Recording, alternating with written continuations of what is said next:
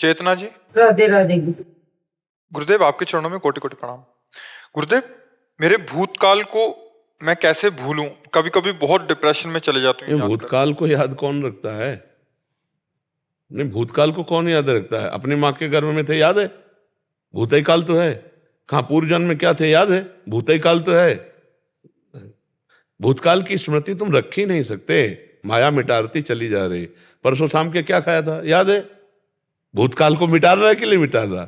हाँ, हमारी बात यह होती कि जब हमारे द्वारा कुछ जघन्य पाप हो जाते हैं, बात समझना, जघन्य पाप होते हैं जो बिल्कुल नहीं करने चाहिए। पापाचरण जब बन जाते तो हमारी बुद्धि में नकारात्मक सोच, ओवर थिंकिंग, ये बढ़ जाती है। उसी से हम परेशान हो जाते हैं। अब वो चाहे भूत की हो या भविष्य की हो या कोई वर्तमान की हो, ऐसा थोड़ी केवल भूतई में लगे रहते हो। भूतई का भूत नहीं है, वो भविष्य का भी भूत है, वर्तमान का भी भूत है, पंचभूतों का भी भूत चढ़ा हुआ है। नाम जप करो, भगवान का आश्रय लेकर गलत पापाचरण मत करो, सब ठीक हो जाएगा। और भगवान से विमुख है तब लग कुशल न जीव को सपने मन विश्राम। स्वप्न में भी शांति नहीं मिल सकती, जागृत की कौन कहे। भगवान से विमुख पुरुष को कभी शांति नहीं मिल सकती। इसलिए भगवान का आश्रय लो, नाम जप करो। और हमारा मन का एक स्वभाव है, वो नवम नवम बातें पकड़ता रहता है, पुरानी बातें पकड़ता रहता है, वर्तमान में कल्पना करता रहता है। हमको समय नहीं देना उसको, उसको नाम जप में लगाना। ये भूत है, इसको नाम जप में लगाओ, राधा राधा राधा राधा, अभी आनंदित हो जाओगी। और जैसे ये कह दे कि भूतकाल की बातें विस्मरण नहीं होती तो गलत। ये काम माया है का है, वो अपने आप करती रहती। नहीं, आप बताओ 4 दिन पहले क्या खाया था? बोले याद नहीं है, अब याद करना पड़े। तो याद नहीं 4 दिन की बात, तो तुम भूतकाल की बात कैसे याद रखते हो? हमारे मन की दशा को पहले पकड़ो। हमारा मन पापाचरण के कारण अपवित्र हो गया, अपवित्र के कारण वो नकारात्मक सोच और व्यर्थ चिंतन, जिसे ओवर थिंकिंग कहते हैं, वही हमको परेशान कर रही, जो हमें डिप्रेशन तक पहुंचा देगी। या पहुंच गई हो, दवा चल रही हो तो बात है, नहीं तो आगे पहुंचा देगी। अगर रोकना है तो भगवान के चरित्रों का गायन करो, भगवान के चरित्र सुनो और नाम जप करो, ठीक हो जाओगे। सैकड़ों भाई ऐसे आए जो कह रहे हम डिप्रेशन की दवा ले लेकर परेशान थे, लेकिन जब से सत्संग सुना और नाम जप शुरू किया हम ठीक हो गए। ऐसे सैकड़ों भाई हमारे सामने यही बात करके गए। तो हमें लगता है कि हम डिप्रेशन जो पहुंचते हैं उसका कारण समझो पाप, व्यर्थ चिंतन, नकारात्मक सोच। उसको नष्ट करने के लिए भगवान का नाम गरज रहा है। खूब नाम कीर्तन करो, नाम जप करो, भगवत चरित्र सुनो, सत्संग सुनो, अभी आनंद आने लगेगा। चिंतन बदल जाए ना तो आनंद आनंद आपके चिंतन में है। आपका चिंतन नकारात्मक हो गया तो हम एक बार सुनाया था एकांत में कि 2 ब्राह्मण बैठे थे, तो एक धनी आया, उनको निमंत्रण करके ले गया और खवाया पियाया और 11-11 रुपया दक्षिणा दी। और उसमें एक ब्राह्मण संतुष्ट निकला और एक ब्राह्मण जल रहा था। तो पूछा जिस कि भाई आप संतुष्ट क्यों हो, प्रसन्न हो बड़े? तो उनका भाई आज तो भोजन की भी व्यवस्था नहीं थी, भगवान ने भोजन की भी व्यवस्था दी और 11 रुपया दक्षिणा दी। दूसरे से पूछा आप जल क्यों रहे हो?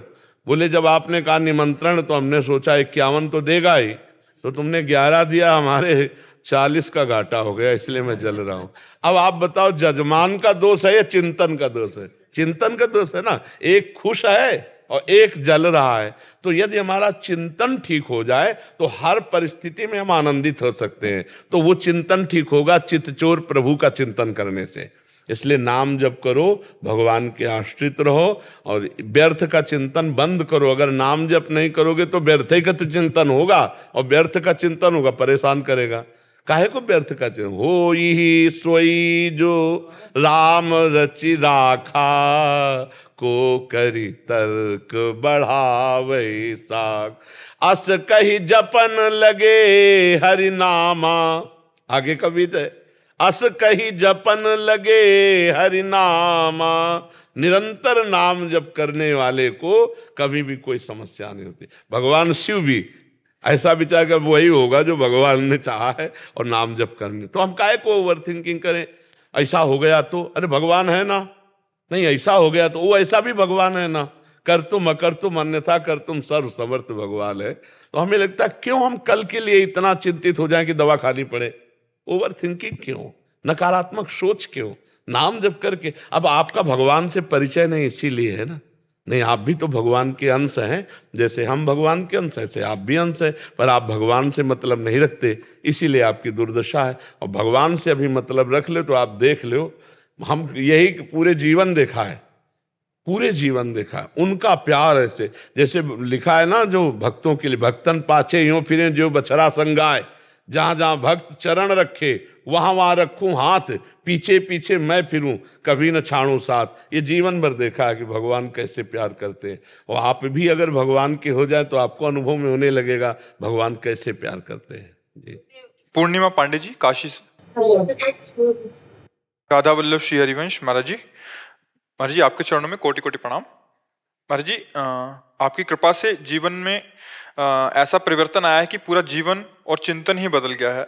महाराज जी मेरा एक प्रश्न है, विरक्त जीवन जीने के इच्छुक अविवाहित साधक साधिका जो अपने शरीर के माता पिता के साथ रहकर साधनरत हैं, उनके लिए क्या क्या सावधानियां हैं? क्योंकि परिवार में रहते हुए बहुत सी ऐसी व्यवहारिक चुनौतियां आती हैं जिससे कभी कभी असमंजस की स्थिति आ जाती है और साधना भी प्रभावित होती है।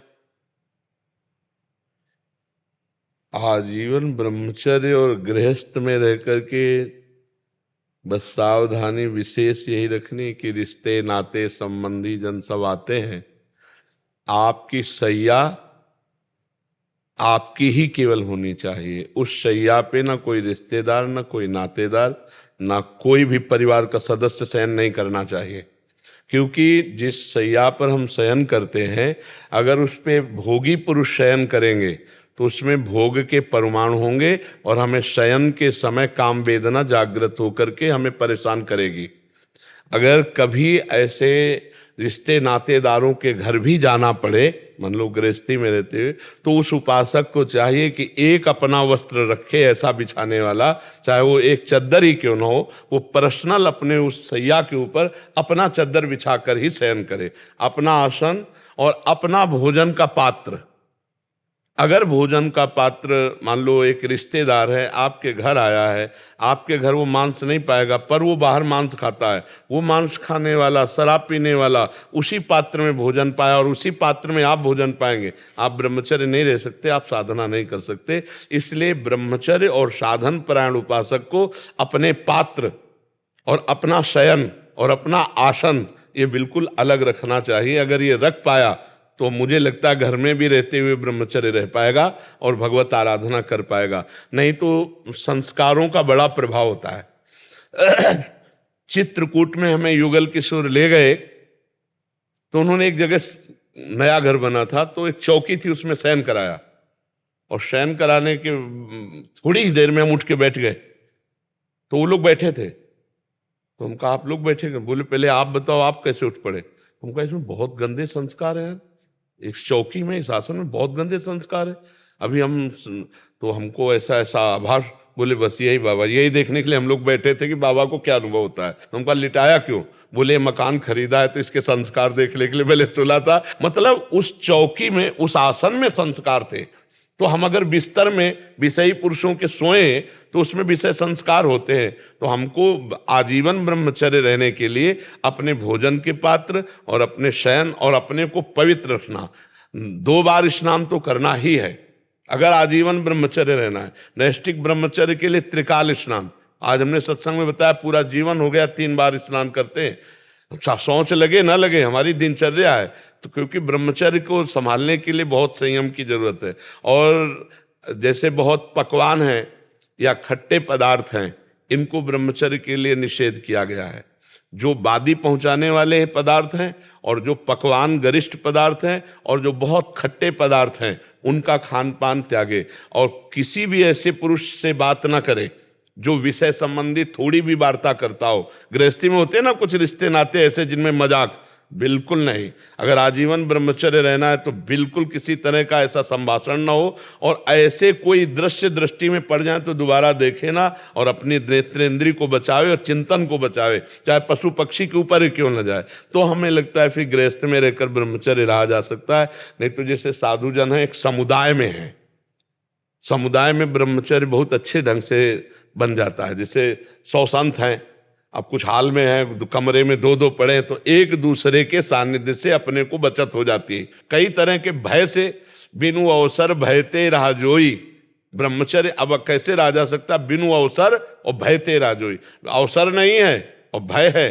तो हमारा जीवन पवित्र कट सकता है, और अगर अवसर हो जाए, भय खत्म हो जाए तो फिर भ्रष्ट हो जाएगा। कलिकाल है, बहुत मलिनता है। आजकल इसको मनोरंजन माना जाता है, धर्म भ्रष्टता नहीं मानी जाती। व्यभिचार को आजकल मनोरंजन माना जाता है, उसको धर्म भ्रष्टता नहीं मानी जाती। तो फिर ब्रह्मचर्य रहना, ये सब बहुत कठिन बातें हैं।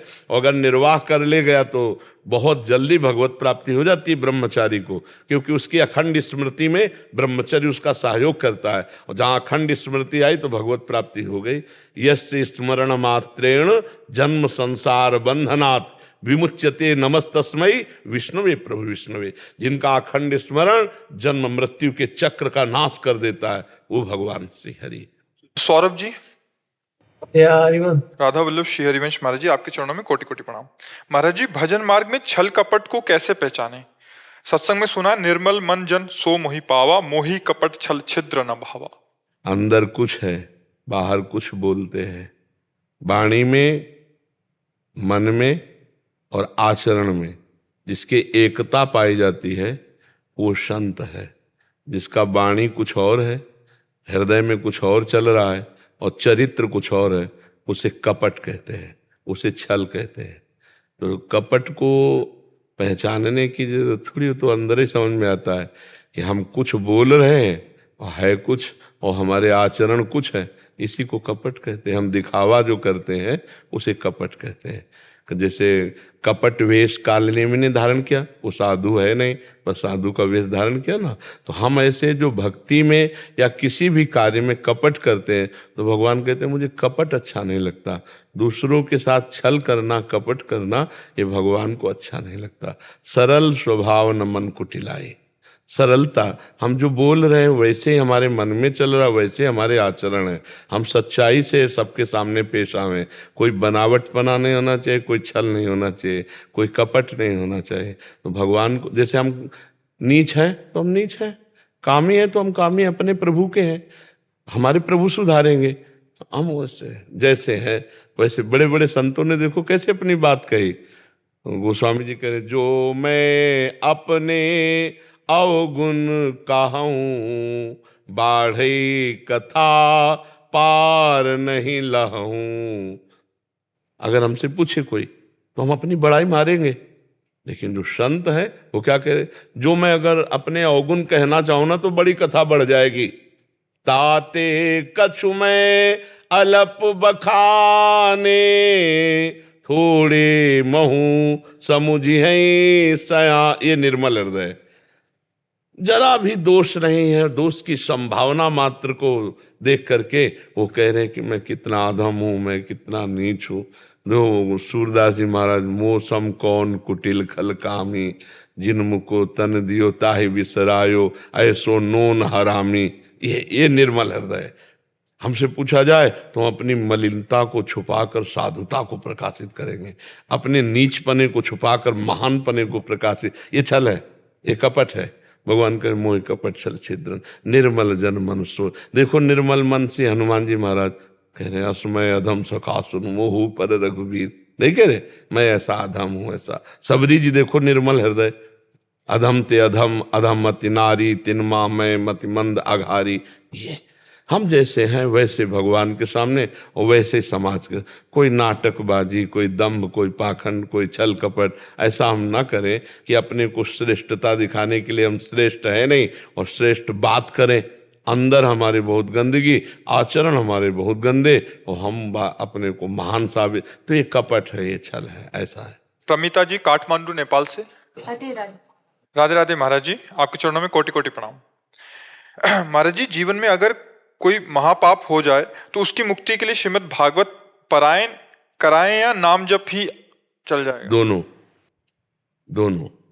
श्रीमद् भागवत का 18,000 श्लोक किसी विद्वान ब्रह्म ऋषि से पाठ कराएं और नाम जप करें, और आगे वो पाप दोबारा ना हो तो वो नष्ट हो जाएगा। नहीं ऐसे तो कि भाई हम हर बार अनुष्ठान करा देंगे तो फिर उससे कटेगा नहीं पाप, ध्यान रखना। पाप तब कटता है जब अवलो नशानी अब ना नशे, आज तक किया अब नहीं करूंगा और फिर प्रायश्चित करे तो वो पाप नष्ट हो जाता है। श्रीमद् भागवत सर्वसमर्थ है, घोर पापी को भी भगवत प्राप्ति कराने में समर्थ है। इसलिए 18,000 श्लोक संस्कृत के शुद्ध कोई जो पाठ कर ले उसको अपने गृह में पाठ करवाए और उसकी समुचित दक्षिणा प्रदान करके उसको प्रसन्न करे तो वो पाप नष्ट हो जाएगा और आगे दोबारा पुनरावृत्ति करे ना। जी SS तिवारी जी। राधे राधे। राधे राधे महाराज जी। महाराज जी, मैं राधा एवं भगवान श्री कृष्ण का नाम जप और ध्यान काफी समय से कर रहा हूँ।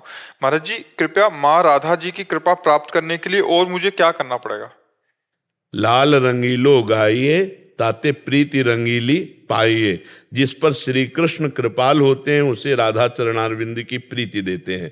तो श्री कृष्ण नाम जप करो, श्री कृष्ण की लीला कथा सुनाओ और श्री कृष्ण से मांगो कि आप अपने हृदय के प्रेम मूर्तिमान श्री राधा किशोरी के चरणों का प्रेम दो तो वो प्रदान कर देंगे। बिना श्री कृष्ण कृपा के कोई राधा चरणारविंद की प्रीति या राधा नाम की प्रीति नहीं प्राप्त कर पाता है। लाल रंगीलो गाइए ताते प्रीति रंगीली पाइए। श्री कृष्ण का हृदय जो आह्लादमय है वही जब रूप धारण किया तो श्री राधा किशोरी हुआ।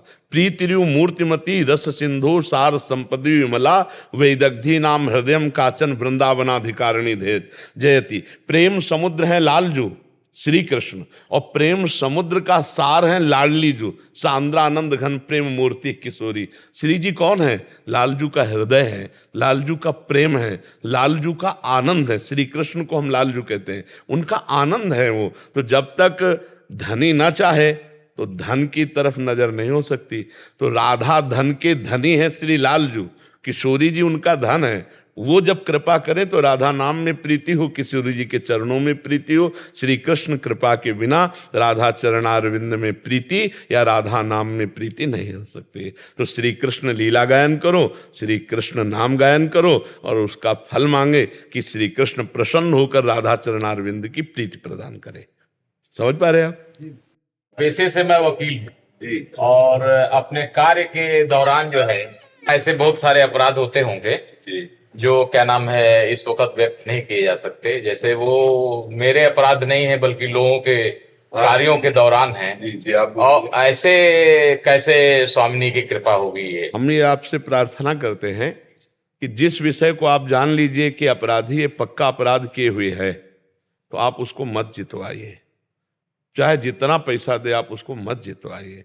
अब इस बात पर अगर कह सकते हैं मेरा पेशा है, नहीं मैं उसमें नहीं, जैसे मान लो आप कह सकते हैं कि मैं एक वकील हूं और मेरा पेशा है, तो हम मुझे प्रश्न करते हैं कि जैसे आपकी बहन के साथ कोई गलत आचरण करने वाला आदमी पकड़ के आएगा और वो आपको पैसा देगा तो आप उसे स्वीकार नहीं करेंगे, उसको दंड दिलाना ही आपका कर्तव्य बनेगा, है ना। अगर आपके भाई के साथ कोई गलत ऐसा व्यवहार करे, आपके परिवार के साथ व्यवहार करे, तो आप किसी भी स्थिति में पैसा लेकर उसका पक्ष नहीं लेंगे। अगर आप ऐसे धर्मयुक्त वकील बन जाएं तो हमारी लाडली जी की विशेष कृपा के पात्र बन जाएंगे। जिसे जानते हैं दोषी है उसका कभी भी भेंट स्वीकार न करें और उसका पक्ष न लें, और जिसे जानते हैं निर्दोष है तो जरूरत पड़े तो पैसा लगा के उसको जिता दीजिए निर्दोष को, और जरूरत पड़े तो पैसा लगा के दोषी को दंड दिलवा दीजिए। तो इससे भगवान की कृपा आपको प्राप्त हो जाएगी। हमारी प्रार्थना। प्रीति जी जबलपुर से। महाराज जी, आपके चरणों में कोटि कोटि प्रणाम। महाराज जी, निंदा करने की और सुनने की वृत्ति नहीं छूट रही। महाराज जी, मैं क्या करूं? ये तो 1000 बार बहुत कसम घातक खाई। है। किसकी है? ये तो बहुत घातक है, बहुत घातक। इसमें तो दुर्गति पक्की समझो। पर निंदा के किए ते आवत नहीं कछु हाथ, मूर्ख पर्वत पाप को ले चले अपने साथ। जो दूसरों की निंदा करता है वो निंदा जिसकी करता है उसके सारे पाप अपने ऊपर ले लेता है और अपने सुकृत नष्ट कर देता है और उसको दुर्गति होती है। निंदा सुनने वाला और निंदा करने वाला दोनों अधोगति को प्राप्त होते हैं। तो बहुत खतरनाक बात है। और कहीं भक्तन निंदा तो अति बुरी भूल करे, जिनको किए सुकृत सब जन्म के क्षण में डारे खोए। किसी महापुरुष संत की निंदा बन गई तो एक क्षण में सारे जन्मों के पुण्य नष्ट हो जाएंगे। इसको तो बिल्कुल छोड़ो। ऐसे महाराज जी कसम खाते हैं बार बार, फिर भी 2-3 घंटे बाद जैसे किसी का कॉल आ गया तो फिर वही सब शुरू हो जाता। नहीं नहीं नहीं, अब समझ लो कि अपना नाश क्यों करोगे, अपना पतन क्यों करोगे। हमें पता हो कि इस भोजन में जहर है तो हम खा सकते हैं क्या? नहीं खाएंगे ना। ऐसे हमें पता है ये बात जहरीली है, हमारे पुण्य नष्ट कर देगी, तो ऐसे कैसे हो जाता है? ऐसे नहीं, बिल्कुल नहीं। इसमें आपका प्रमाद भाव है। प्रमाद स्थिति को सुधारिए, नहीं तो प्रायश्चित के लिए क्या करना चाहिए? आज से नियम ले लो कि मैं किसी की निंदा नहीं करूंगी, और किसी को निंदा करेगा तो कान में अंगुली डाल लूंगी। संत शंभ श्री पद अपवादा, कही सुनी तहा अस मर्यादा, काटी जीभ तास जो बसाई, श्रवण मूंद न त चले पराई। जहाँ भगवान की, संतों की, भक्तों की निंदा हो रही हो, वहाँ हमारा बल हो तो उसकी जबान बंद कर दें, और नहीं तो कान में अंगुली डाल के वहाँ से सभा का त्याग कर दें। शास्त्रीय मर्यादा ऐसे थोड़ी कि हम किसी की निंदा करें और हम सुखी रहें। अभी तो को फल नहीं जागृत हुआ, फल जागृत होगा तो जानते हो इसके फल क्या होते हैं? गलित, कुष्ठ, नाना प्रकार के घृणित रोग, जिससे तुम्हें कुछ छुएगा नहीं, ऐसे रोग पैदा हो जाएंगे। पता नहीं अभी आपको, अभी स्वस्थ हो तो क्या हुआ। कृपा कीजिए, बल प्रदान कीजिए महाराज। सबसे बड़ी कृपा ये मानो कि आज के बाद हम कभी किसी की निंदा नहीं करेंगे और ना कभी किसी की निंदा सुनेंगे। ये बात आज के बाद कभी मत। हाँ, तो बस चुपचाप, तो भगवान बड़े कृपालु हैं, वो संभाल देंगे। अब बस ये नियम तुम लो, पीछे वाली बात तो भगवान संभाल देंगे। बल प्रदान। हाँ, इसमें बल क्या, हमें पता है कि ये जहर है तो हम क्यों खाएंगे? हम जहर को क्यों खाएंगे? जानबूझ नर संग्रह करें, कहो उमाते काहे न मरही। जो जानबूझकर जहर खाओगे तो मरोगे नहीं। अब जानबूझकर दूसरों की निंदा करोगे तो पाप आएगा, पापों का जब फल आएगा तो फिर सड़ोगे। पक्का समझो, ये शास्त्रीय प्रमाण, ये तो बहुत भयावह है, इससे हम डरते हैं। कभी किसी की निंदा करना, किसी की निंदा सुनना, इससे तो सब पुण्य नष्ट हो जाते हैं। आप भजन नहीं करती इसलिए है, भजन करो तो अभी डर घुस जाए, आपका भजन छूट जाएगा, आपके पुण्य नष्ट हो जाएंगे। पर आपके पास पुण्य है ही नहीं, तो इसीलिए आपको अच्छा लगता है दूसरे की निंदा करना, दूसरे की निंदा सुनना। आप खुद अंदर से मलिन हैं, इसलिए दूसरे की निंदा करते हैं, दूसरे की निंदा सुनते हैं। आप अपना सुधार कीजिए, हमारी बात समझिए। जब तक हमारा गंदा हृदय नहीं होगा तब तक ये बात नहीं हो सकती। जैसे कोई यहाँ किसी की निंदा करने तुरंत उसको बोल, नहीं, आप अपने विषय में बोलिए, आप अपने सुधार की बात की, किसी दूसरे के विषय में आप नहीं बोल सकते। यहाँ अध्यात्म अपने लिए सुधार के लिए है। जी आशिता जी भीलवाड़ा। राधे राधे। महाराज जी आपके चरणों में कोटि कोटि प्रणाम। महाराज जी, हम अपने पिछले जन्मों का कुछ भी नहीं जानते, तो हमें प्रारब्ध के कर्मों का फल इस जन्म में क्यों भोगना पड़ता? क्यों भोगना क्यों नहीं पड़ेगा? तुम जियो, तुमने अगर कर्म किए तो भोगना पड़ेगा ना। मुकदमा 20 वर्ष चले तो क्या इसका मतलब 20 वर्ष में तुम जो भूल चुके हो, तो 20 वर्ष के बाद जब मुकदमा में आएगा तो फांसी की सजा होगी, तो तुम्हारी फांसी होगी। अब कह दो 20 वर्ष पीछे की बात है, तुम्हारी याद कितनी है? परसों के दिन दोपहर के क्या पाया, शाम के क्या पाया? आपको दिमाग लड़ाना पड़ेगा। तो ये थोड़ी कि तुम 10 वर्ष पहले पाप किए हो तो उसका दंड नहीं मिले क्योंकि तुम भूल चुके हो। ऐसा है क्या? ऐसा नहीं है। माँ के गर्भ में रही, आपको याद है कुछ? तो फिर क्या आपकी याद में क्या दम है? जो इसी जन्म के माँ के गर्भ की हमें याद नहीं है, तो हम पूरे जन्म के जो करेंगे वो तो भोगना पड़ेगा ना। भाई तुमने शरीर बदल दिया तो उससे, अगर आपने अपराध किया और अपराध करके आप अपनी वेशभूषा बदल लो, तो जिस दिन पहचाने जाओगे उस दिन आपको सजा मिल जाएगी। तो हम कई जन्मों से भटकते हुए, अपराध करते हुए आ रहे हैं। आपको पता होगा, छोटा सा बच्चा है, अगर आप उसको दूध मुंह में लगाओ, जो पात्र में भरा होता है, नहीं होता, वो पीने लगेगा ना। किसने सिखाया इसको? ये पूर्व का ज्ञान उसको है। ऐसे करो, वो मुस्कुराने लगेगा, वो प्यार को समझता है। ऐसे करो, वो भय को समझता है। इसका मतलब है ये शरीर बदला हुआ जीव है, लेकिन इसको सब ज्ञान है। छोटा सा बच्चा होता है, वो भी पीने लगता है ना दुग्ध। किसने सिखाया? उसको प्यार का पता और वैर का पता है, मतलब भय और प्यार दोनों का उसको ज्ञान है।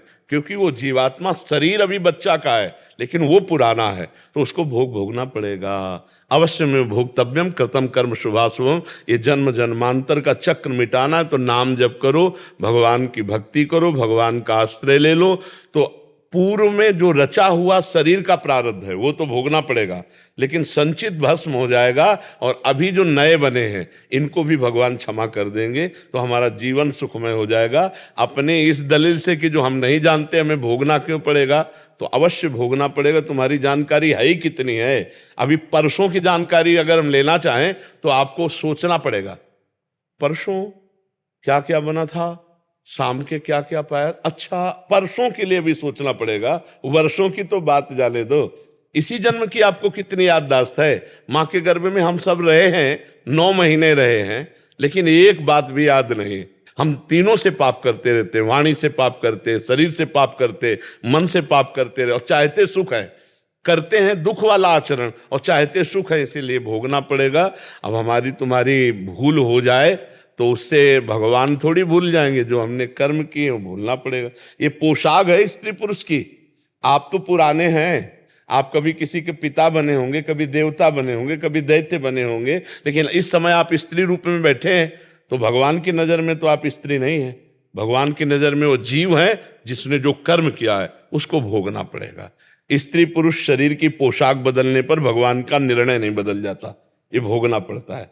आप समझ पा रही ना हमारी? हाँ, सब नाम जप करो, सबसे हाथ जोड़कर प्रार्थना है, शराब मत पियो, मांस मत खाओ, पराई माता बहनों की तरफ गंदी दृष्टि से मत देखो। थोड़ा भी नाम जप करोगे तो आपको पता चलने लगेगा कि आपका कल्याण, आपका मंगल भगवान कैसे करते हैं। गलत आचरण करोगे तो भाई फिर बात बिगड़ जाएगी। नाम जप करो, नाम जप जितना बन सके, राधा राधा राधा राधा राधा राधा, उठते बैठते जैसे भी बने। और माता पिताओं को चाहिए अपने बालकों को, आजकल का जो ये गलत व्यवहार चला है, बॉयफ्रेंड गर्लफ्रेंड, इनसे बचाना चाहिए। क्योंकि अगर ऐसे गंदे आचरणों में बच्चे फंस गए तो ये ब्रह्मचर्यहीन हो जाएंगे और इनकी स्मृति और इनकी जो बौद्धिक शक्ति है वो सब नष्ट हो जाएगी। माता पिता बहुत पवित्र आचरण से चलें अपने बच्चों, क्योंकि हमारे देश के भविष्य हैं ये बच्चे। अगर ये व्यभिचार परायण, व्यसन परायण हो गए तो हमारा देश खंडक में पहुंच जाएगा। बहुत सावधानी से चलो। हमारे वचन प्रार्थना है, मान लो। अगर आप मान लोगे तो आनंदित हो जाओगे, नहीं मानोगे तो फिर आपको भोगना पड़ेगा। श्री हरिवंश महाराज जी, मैं पिछले 1 वर्ष से YouTube के माध्यम से आपको सुन रही हूँ और जीवन में बहुत परिवर्तन भी आया है। महाराज जी, मेरा प्रश्न है कि कई बार मेरे परिजनों ने अपनी ईर्ष्या और द्वेष पर प्रेरित होकर मुझ पे दोष आदि लगाया, ना चाहते हुए भी मेरे मन में उनके प्रति एक कटु विचार आते हैं एवं व्यवहार भी बदल जाता है। एक चीज इसमें हम सबके लिए कहते हैं कि जैसे हमको कोई कहता है कि आप चोर हो, तो पहले हमको देखना है ईमानदारी से, हम चोर तो नहीं, हम छलिया तो नहीं। अगर हमको लगा कि हमारे में कमी है तो हमें भगवान सचेत कर रहे हैं, हमें प्रसन्नता होने। देखो, अगर हम चोर, अध्यात्म के पथिक हैं, अगर हमारे में चोरी का भाव है, हमको कोई चोर कहता तो गलत तो नहीं कहता, हम चोर हैं। और जब हम चोर नहीं है फिर हमें कोई चोर कहता है तो नाराज होने की तो बिल्कुल जरूरत नहीं है, क्योंकि हम नहीं है। बात समझना है। हमको कोई कहता है तू पागल है तो हमें हंसी आएगी, गुस्सा आएगी? हमें हंसी आएगी, ये खुद पागल है, हमको पागल, क्योंकि हम पागल नहीं। अब पागलपना अगर चढ़ेगा तो बोले हम कैसे पागल है, अब मारना पीटना शुरू कर दिया, वास्तविक पागल आदमी है, वास्तविक पागल है। उसको ख्याल नहीं है अध्यात्म का, बेमतलब में झगड़ा मोल लिया तो पागल आदमी है ना। तो हम कह रहे जब हमारी कोई निंदा करता है, बुराई करता है, तो हमको पहले जांच करनी कि वो बुराई के लक्षण हम में है क्या।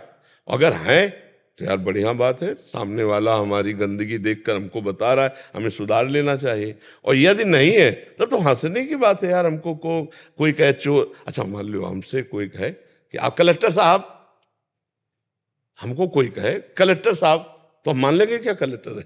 बस हम तो हंसेंगे ना कि यार हम बाबा जी, हम कलेक्टर कहाँ से है। तो हमें क्या होता है कि कहीं ना कहीं हम इस व्यवहार को सत्य मान लेते हैं, झूठे व्यवहार को, तो फिर हमारे अंदर द्वेष आना लगता है।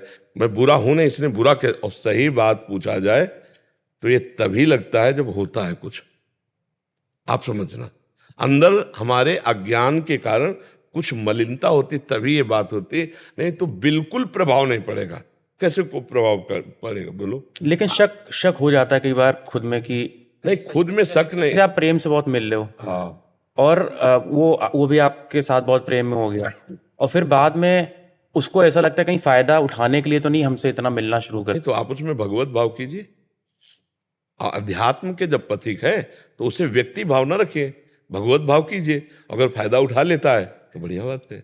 हम किसी के फायदे में आए, किसी का नुकसान नहीं किया, ये हमारे गर्व का विषय है। हम लूट गए लेकिन किसी को लूटा नहीं, यही खास बात है। अध्यात्म की बात क्या है, यही खास बात है। अगर हम अध्यात्म, मान लो आप सत्संगी तो हैं क्योंकि सत्संग में आए हुए हैं, तो हमको ये सीखना होगा कि अगर हम सामने वाले व्यक्ति में अपने भगवान को देख, भगवान है ही, बिना बिजली के कोई यंत्र नहीं चल सकता, ऐसे बिना ईश्वर के कोई शरीर में हरकत नहीं हो सकती। वही है, जो भी हरकत सृष्टि में हो रही है वो ईश्वर से ही हो रही है। जैसे वृक्ष में नवीन कोपे आना बढ़ना, वो सब ईश्वर से ही है। तो सामने अगर हमारा प्रभु है और वो हमसे कुछ लाभ ले लेता है, हमें पता है लाभ ले लेता है, तो हमको चुप रहना चाहिए, ले लो लाभ। तो जो ईश्वर को देखकर आपने घाटा सा और उसका लाभ हुआ, वो इतना बड़ा लाभ आपको दे देगा आध्यात्मिक ऊंचाई का कि जो न रुपये से मिलता है न किसी प्रयत्न से मिलता है। ये बात समझनी चाहिए। तो हमारा कभी किसी भी विषय में हृदय असंतुष्ट होना बनता नहीं अगर सही ज्ञान हो। जब हमारा अज्ञान हमारे ऊपर छा जाता है तब फिर लड़ाई झगड़ा मारपीट शुरू हो जाती है। वो अज्ञान के कारण होती है, नहीं तो हर बात के ज्ञान के द्वारा काट है जो इसमें हम प्रसन्न रह सकते हैं। और प्रसन्न रहना ये सबसे बड़ी साधना है, संतुष्ट रहना सबसे बड़ी साधना है। तो समझ पाओ सखी, तो किसका प्रश्न था? आप कुछ समझ पाई हमारी बात? मेरा बहुत दुख आता है कि मन को खाली काहे को रखती हो? राधा राधा क्यों नहीं जपती? खाली रखोगे तो दुख रहेगा, बेकार की सोच पैदा करेगा, जलन करेगा। इसलिए तो हर दवा है ना भाई, एक दवा है इंजेक्शन लगाना, एक दवा है कि भाई टेबलेट पाना, एक दवा है कि अब तो सीरियस मैटर है, अस्पताल में भर्ती होना पड़ेगा। ऐसे हम लोग बीमार हैं, कुछ दवा खाने की, कुछ दवा पीने की जैसे दी जाती है ना, ऐसे दवा नाम है जपने की, सत्संग है सुनने की, ये जो ज्ञान की बातें हैं ये विचारने की, तो आपका हृदय ठीक हो जाएगा। सदगुरु वैद्य बचन विश्वासा, सदगुरु डॉक्टर है, भवरोग की दवाई। आप मान लो अभी आनंदित हो जाओगे, राधा राधा राधा राधा बोले, राधा राधा, अभी आनंद आ जाएगा। गुरु महाराज जी, आपने का पहला प्रश्न था ना, आपने कहा कि जैसे कि रसिक संत है, रसिक हमें एक ज्ञानी है, तो क्या हम ब्रह्म ज्ञानी में बैठ तो सकते हैं? नहीं, सेवा सबकी करे, हमने कहा सेवा सबकी करे, सुने सबकी, हम अपने को गुप्त रखे। अपनी चर्चा क्या हुई, अपने को गुप्त रखे। वहां हमारे मतलब की बात मिली तो स्वीकार कर लिया, नहीं भगवत चर्चा प्रणाम किया, चलिए। हाँ, उसमें कोई परेशानी। देवराज जी, राधे राधे, जय जय श्री हरिवंश। श्री हरिवंश महाराज जी, राधे राधे। महाराज जी, दिनचर्या और नियमावली बनाना तो आसान सा लगता है, परंतु उसे आचरण में लाना बहुत मुश्किल, बहुत प्रमाद आलस्य भी हो जाता है, शायद क्योंकि अभी इतनी विकलता नहीं है भगवत प्राप्ति की। हाँ, विकलता नहीं है, नहीं भगवत प्राप्ति की आपकी महत्व बुद्धि नहीं है। नहीं तो जैसे अपने लोग हैं ना, तो दिनचर्या ऐसे थोड़ी बनाई। जैसे आज की तुम्हें बता रहे हैं, 12 बजे रात्रि के नेत्र खुले, तो लगा अब तो 1 घंटा केवल रह गया, हम 1 बजे शौच स्नान को जाते हैं, कहीं लेट गए तो सो जाएंगे, तो सोफा में बैठ गए शांत। 1 घंटा पहले से तैयारी है कि हमको स्नान जाना है, 1 बजे स्नान, क्योंकि 2 बजे तो रोड में उतर आते हैं। आज भी वही अभ्यास है जो बचपन का था। हमने बचपन में सर्दी में कभी कंबल नहीं ओढ़ा, इसी बात से कि हमारी दिनचर्या बिगड़ जाएगी। घंटे 2 घंटे ऐसे मार्किन के कपड़े से ऐसे उठ के बैठ गए। भजन ऐसे थोड़ी, रात दिन एक करके भजन, भूख प्यास गर्मी सर्दी बरसात, तब कोई वस्तु हासिल करने के लिए, मतलब ये जगत की वस्तु हासिल करने के लिए कितनी मेहनत कर, फिर जगदीश को हासिल करने के लिए। तो दिनचर्या में जब महत्व बुद्धि होगी तब उठ जाएगी। शरीर की स्थिति ठीक नहीं, फिर भी नहीं मानते। हमारे अनंत जन्मों के प्यारे भगवान से मिलने का अवसर आया है, अब हम चूकेंगे नहीं। अव्यक्त भगवान जब जानते हैं कि ये मुझको देखा नहीं फिर भी मेरे से प्यार कर रहा है, इसलिए भगवान विशेष कृपा उस पर करते हैं। नाम जप का, नियमावली का ऐसा सुन रखो कि हमने कभी अलार्म नहीं रखा, अलार्म वाला सिस्टम कभी नहीं रखा। दिमाग का अलार्म ऐसा चलता रहा है कि 5 मिनट ऊपर नीचे की बात नहीं कह सकते, नहीं कभी ऐसी, कभी 102 बुखार, किडनी फेल, चलने की हिम्मत नहीं, हमें पकड़ो, हमें ले चलो, हमें पकड़ के लेना, हमारी जो नियमावली हमें कराओ। अगर हम 4 राउंड घूमते हैं तो हम नहीं चल पा रहे तो व्हील चेयर में बैठा लो, हमें 4 राउंड घुमाओ। हमारी दिनचर्या है, ऐसे जिद्दी स्वभाव से दिनचर्या, ऐसे नहीं यार आज तो सो जाते, ऐसे कभी पूरे जीवन में ऐसा नहीं होगा, कभी जीवन में ऐसा। जो नियम ले, जो दिनचर्या बनाए उसको सांगो पांग, जिद्दी स्वभाव, तब तो पार हो जाए। माया तो फिसला देगी, माया फिसला देगी। नियम ही प्रेम को प्राप्त कराता है, अगर नेम नहीं तो फिर प्रेम कैसे प्राप्त हो जाए। महाराज जी बचपन से जल्दी उठने का अभ्यास था। हाँ, तो इसमें माता पिता को प्रणाम करते हैं कि उनका विशेष योगदान था। और 2 बजे के संस्कार गुरु जी ने डाले, जो हम जिनकी शरण में गए 13 वर्ष की अवस्था में भाग के, तो ऐसे तखत में वो लेटते थे, नीचे जमीन में हम लेटते थे। तो जहां 2 बजते कहते बच्चा उठ उठ, देख किसान लोग हल जोतने जा रहे हैं, तुम बाबा जी होकर पड़े, उठो बैठो। 2 बजे उठ के माला लेकर खड़े हो जाओ, नींद ना आए, खड़े होकर जपो। वो बैठे जप रहे हो जा, थोड़ा सा जहाँ प्रकाश जैसा हुआ तो फिर गंगा स्नान आदि के लिए, क्योंकि बहुत 2 बजे अंधेरे में कहीं सांप बिछे तो ऐसे। महाराज जी 13-14 साल की अवस्था में तो ऐसा लगता है कि हम भी खेलें कूदें, तो आपके मन में हमें नहीं आया कभी, भगवान की कृपा से हमें दोस्त बनाना नहीं आया, कभी खेलना नहीं आया। हमारे मन में एक ही लगन लगी थी, मैं कैसे भगवान को प्राप्त करूं। ये कोई पूर्व जन्म का भजन का होगा, भगवान की कृपा से। हमें कभी जैसे कोई उत्साह हो तो हमें उदासीनता आती थी, हमें नहीं आता था कि लोग नाच रहे हैं, उत्साह कर रहे। तो अब जैसे होली है, दीपावली, लोग उत्सव मना रहे तो हम एकांत में खड़े होकर विचार करते थे, हमारा चिंतन अलग चलता था। कभी हमारा आज तक कोई दोस्त नहीं बना, आज तक किसी से हमारी दुश्मनी नहीं, ना मित्रता, ना काहो से दोस्ती, ना काहो से बैर, कोई परिचय में ही नहीं, रिश्तेदार नातेदार कोई कहीं का भी कि अच्छा आप वो हैं, ऐसा कभी परिचय नहीं। सबसे उदासीन, सबसे ऐसा, न कभी खेलने का मन हुआ, न कभी ये सब टीवी देखने, ये संसारिकता। अब टीवी में क्या देखना, झूठा संसार उसमें और झूठा टीवी में क्या देखना। जितने नाटक हैं, जितनी फिल्में हैं, सब झूठी ही तो हैं, क्या देखना है। भगवान ने एक तो संसार ही झूठा बनाया, उसमें भी झूठी फिल्म देखे, कभी मन में रुचि नहीं हुई। और वो भगवान की कृपा है, इसमें हमारी कोई साधना नहीं, इसमें भगवान की कृपा रही। अब मतलब जो जवानी का समय होता है, 17, 18, 19, 20, 21, 22, 24, 25, ये सब गंगा किनारे कटा। वृंदावन में ही रसोई में बनकर भोजन मुझे मिला है कि ऐसे बैठ के, नहीं पूरा 13 वर्ष की अवस्था से लेकर 35 वर्ष की अवस्था तक ऐसे भोजन नहीं मिला कि रसोई में बन रहा है हमारे सामने परोसा जा रहा है। कभी ऐसे जो मांगे मिला गंगा के किनारे, उसे खा लिया। ऐसे महाराज जी अनुभूति, तो जैसे आपने बोला कि साधना में लंबे समय तक लगे रहो फिर जाके अनुभूति होती है, तो जो एक साधन पक्ष था तो आपके अंदर कभी ऐसा नहीं आया कि टूट गए हों? नहीं, कभी नहीं। नवीन उत्साह, यही हम अब भी तो देखो ना, किडनी फेल है, डायलिसिस हो रहा, कितनी परेशानी है। आपको टूटन कभी देखा आप चेहरे पे? अगर हमें सत्संग में बैठाल दो तो बस बैठाल दो, अब चाहे बुखार हो चाहे जो कुछ है, जब तक तुम घड़ी नहीं दिखाओगे तब तक सत्संग नहीं रुकेगा। भगवत चर्चा ये पूरे जीवन का रहा है, हर कष्ट में कई दिन, मतलब काशी में तो 7 दिन हो गए भोजन नहीं मिले, 7 दिन, क्योंकि वहाँ 80 घाट में भिखारियों के बीच में बैठो जाके तो कुछ सतुआ मिल गया या बर्फी मिल गई, वहाँ घाट में कौन भोजन देने जाता। तो महाराज जी ऐसा नहीं लगता था इतनी भजन भी कर रहे हैं उसके बाद भी इतनी प्रतिकूलताएं? चिंतन ही नहीं था प्रतिकूलता का, चिंतन तो लक्ष्य का था कि भगवत प्राप्ति हो, मुझे भगवान की, ये सब नहीं। जिसका लक्ष्य भगवत प्राप्ति होता है कष्ट की परवाह नहीं करता है। कष्ट की परवाह तो तब करता है जिसका लक्ष्य दृढ़ नहीं होता। तो फिर मनोरंजन, अब काशी में इतने भंडारे होते हैं, मतलब मारवाड़ी क्षेत्र में आप कभी भी चले जाओ, अच्छे पदार्थ भोजन सब, कभी नहीं गए। गुरुजी से नियम पूर्वक कहा था कि घाट नहीं छोड़ेंगे, कभी किसी से मांगेंगे नहीं, प्रारब्धानुसार जो आएगा उसी से पाएंगे, और कभी किसी के आश्रम में नहीं सोएंगे। ऐसे ही घाट में सोते थे।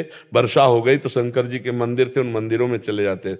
जीवन का लक्ष्य था बस भगवान की प्राप्ति। कभी हम किसी मठ महंत व्यवहार संत महात्मा कभी नहीं, दूर से सत्संग सुना, जीवन को भगवान के मार्ग में चला, क्योंकि पता था संग दोष ना हो जाए। महाराज जी जैसे अभी हम यहाँ रह रहे हैं, सारे संत जन आपके अनुगत होके, तो हमें कभी महसूस नहीं होता खाना पीना, क्योंकि एकदम आपकी कृपा से वहाँ क्या प्रभु भी एक ऐसा परीक्षा लेते हैं कि आपको वैसा टाइट कर रहे थे कि जैसे नहीं, अगर किसी भगवान को किसी को किसी भी डिपार्टमेंट में निर्देशक के रूप में, तो उसको बहुत परिपक्व किया जाता है। अगर पूरे बटालियन की कमांड संभालनी है तो उसको हर हरकत का बहुत ज्ञान होना चाहिए। तो हमको शायद ठाकुर जी ने सेवा देनी थी। अब हम कहीं मतलब किसी स्कूल में जा कर के या कहीं व्याकरण आदि या कोई सत्संग आदि की शैली पढ़ना, ये सब कुछ नहीं। गंगा किनारे ही पढ़ाई समझो, भजन, हर समय भजन, उसी का जो आप सुनते हो भजन का सुनते हैं। आप लोग जो सब छोड़ छाड़ करके भगवान के मार्ग में आए, उसी भजन का आकर्षण है, उसी भजन का। तो अब ये नहीं कि तुम लोगों को भूखा रहना पड़ेगा, वही गति प्राप्त होगी। लेकिन मतलब एक होता है, भगवान का विधान होता है कि जो महापुरुषों को चढ़ाई पर चढ़ा करके, तो वो सबको नहीं, वो अपनी तपोबल से, अपनी चढ़ाई से 50 लाखों को वो पार मद भक्ति युक्तो भुवनम पुनातु, मेरी भक्ति से युक्त होकर वो भुवन का भुवन पावन कर सकता है। इसलिए भगवान को शायद ऐसा करवाना था। तो ये भगवान सामर्थ्य देते हैं। हम तो ऐसे चले जैसे हमको कोई चला रहा है, वही सब चला रहे, वही सब कठिन से कठिन। अब जैसे सावन आया तो सावन में गंगा जल से ही रहेंगे, केवल गंगा जल पी कर रहे। अब वो भगवान सब सामर्थ्य देते थे, भगवान सब संकल्प देते थे, वही सब पार करते थे। महाराज जी कभी कभी सुनते हैं जैसे ऐसा, या जो आपके साथ रहे हैं कभी मिलते हैं, आपकी पूर्व का दिनचर्या बताते हैं, तो अभी सुन के इतना डर लगता है कि ऐसा भी जीवन होता हो। यही वृंदावन में हितधाम में कुशासन बिछा था, और बोरा जो होते ना गेहूं के, वो ओढ़ने के थे। टाट पट्टी उड़ा, 2-3 महीने बाद उनको साइड में किया, कुशासन में लेटना और मांग के खाना निरंतर। भगवान 1-2 दिन का जीवन थोड़ी है। अब मान लो 55-56 की आयु तो हो ही गई, और बचपन से पूरा अब जो जीवन है वो जरूरत थी इस बात की। तो भगवान को जब जो जरूरत होती है वो कर देते हैं, उन्हीं का बल है। राधे राधे बाबू। राधे राधे महाराज जी, आपके चरणों में कोटि कोटि नमन। गुरुजी, मैंने अभी तक के जीवन में बहुत गलत काम करता था, जैसे शराब पीना, पान मसाला, गैर कानूनी कार्य करता था, और 2 बार जेल भी जा चुका हूँ। अब 1-1.5 वर्ष से आपका प्रवचन सुन रहा हूँ, इससे मेरे जीवन में बहुत बड़ा परिवर्तन आया। अब मैं आपके बताए मार्ग पर चलने का प्रयास कर रहा हूँ। महाराज जी, मैं एक जानना चाहता हूँ कि मेरे दादाजी भक्त थे, ये उनकी कृपा है या राधा कृष्ण जी की कृपा है? देखो, कुछ ना कुछ तो अगर परिवार के जो परमाणु होते हैं वो अपना प्रभाव दिखाते हैं, पर जैसे अपराध कर दिए थे तो परमाणु नष्ट हो गए थे। ये जो अचानक परिवर्तन हुआ, ये सिर्फ भगवान की कृपा होती है। जब द्रवहि दीन दयालु राघो तो साधु संगति पाइए। जब भगवान कृपा करते हैं तो संतों का संग देते हैं, और जब संत वाणी कान में जाती है तो हमारे जीवन का परिवर्तन हो जाता है। बड़े भाग पाइप सत्संगा और बिना प्रयास होई भव भंगा। बड़े भाग से संतों का संग मिलता है, और जब संतों की वाणी हमारे कान में जाती है तो देखो जीवन का परिवर्तन हो जाता है। आप खुद स्वीकार करते हैं कि 1.5 वर्ष से हम जब सत्संग सुन रहे तो हमारा परिवर्तन ये कृपा से होती है। संत संग मिलना ये कृपा। अब मोहि भाव भरोस हनुमंता, बिनु हरि कृपा मिले नहीं संता। एक झटके में शराब 2 नंबर का धंधा करता था, आपको देखा 1 साल 6 दिन हुआ आज जी, एक झटके में छोड़ दिया। गुटखा खाता था, अब एक तंबाकू बसा है, वो भी आपकी कृपा दया दृष्टि रहे। हाँ, नाम जब करते रहिए वो सब ठीक हो जाएगा। बहुत जो नशे में नशा नहीं था ना, वो राधा नाम में नशा है जी। नशे में नशा नहीं था, वो राधा नाम में नशा है। कोई भी परेशानी आती है तो तुरंत नाम निकलने लगता है, राधा राधा राधा। और दूसरा कुछ मेरे को आता नहीं है, मैं कम पढ़ा लिखा आदमी हूँ। बढ़िया है, भगवान और कुछ आए बिना इतने ही याद बना रहे, इससे बढ़कर क्या है। हमारी महारानी जी का नाम जिभ्या पे है ना, अनुल्लिख्यानंतानपि तदपराधान मधुपतिर महाप्रेमा विष्टस तो परम देयम विमसति तवैकम श्री राधे गृणति ही नामामृत रसम महिमना का सीमाम इस प्रसति तो उदास्यक मनसाम। जिस समय कोई राधा राधा राधा बोलता है तो अनुल्लिख्यानंतानपि तदपराधान मधुपतिर, मधुपति श्री कृष्ण उसके लिखे हुए रजिस्टर जो पाप के हैं उनको फाड़ के फेंक देते हैं, और अनुल्लिख्या आगे लिखेंगे नहीं, जिसकी जिह्वा से राधा राधा राधा राधा। जो राधा नाम जब करता है उसकी ऐसी महिमा है कि भगवत प्राप्त हो जाता है। फिर हे किशोरी, जो आपकी दासता करते हैं, आपकी सेवा करते हैं, उनको क्या प्राप्त होता होगा। जो राधा नाम केवल रटते हैं उनको परम पद प्राप्त हो जाता है, और जो राधा किशोरी जी की सेवा में दासता में है उनकी महिमा का वर्णन क्या हो सकता है। इसलिए बड़े सौभाग्य से ये तो वृंदावन की कृपा से ही राधा नाम सुनने को मिलेगा, और त्रिभुवन में आपको कहीं नहीं मिलेगा। अगर त्रिभुवन में कहीं है तो किसी ब्रजवासी वृंदावनवासी की कृपा है, उसका संसर्गी है, तभी वो राधा राधा बोल पाएगा। लेकिन राधा राधा बोलना नहीं हो सकता। ये आगम निगम पुराण अगोचर नाम है, आगम निगम पुराण अगोचर रूप माधुरी है, आगम निगम पुराण अगोचर ये लीला है। न देवै ब्रह्मादेर न खलु हरि भक्तै न सुहृदा दिविर यद्वै राधा मधुपति रहस्यम सुविदितम तयोर दासी भूत्वा तदुपचित केली रस्मो दुरंताहा प्रत्याशा हर हर दसोर गोचर। तुम न देवताओं को ये सौभाग्य है, न ब्रह्मा जी को सौभाग्य है, और न बड़े बड़े सुहृदों को भगवान के सौभाग्य है कि वो राधा राधा रट लें। ये वृंदावन की कृपा जिस पर हुई उसी के सौभाग्य है। कृष्ण कृपा हुई ना मेरे पे। जी, पूर्ण पूर्ण, बिना कृष्ण कृपा के राधा बोल नहीं सकते।